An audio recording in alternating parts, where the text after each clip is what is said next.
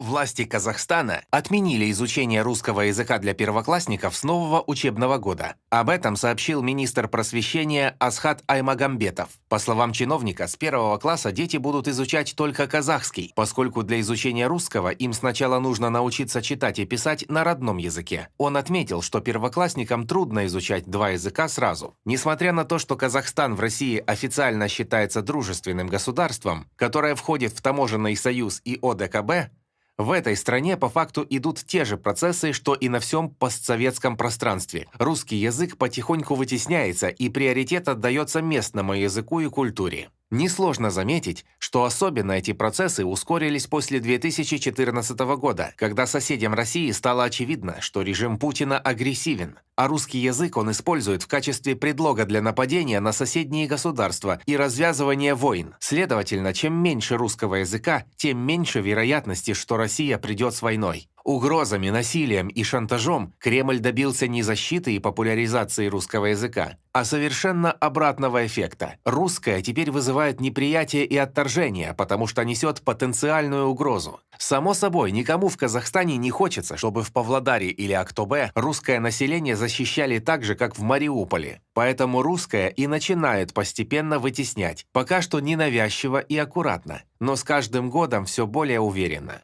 Если раньше казахстанские власти и боялись совершать такие движения, то теперь, убедившись в том, что российская армия слаба и отстала, они действуют все более уверенно и решительно. Путин увяз в Украине, и, понимая это, никто уже не считается с ним. Даже дружественные страны дистанцируются от Москвы. И поблагодарить за этот геополитический провал тупое российское руководство может только себя.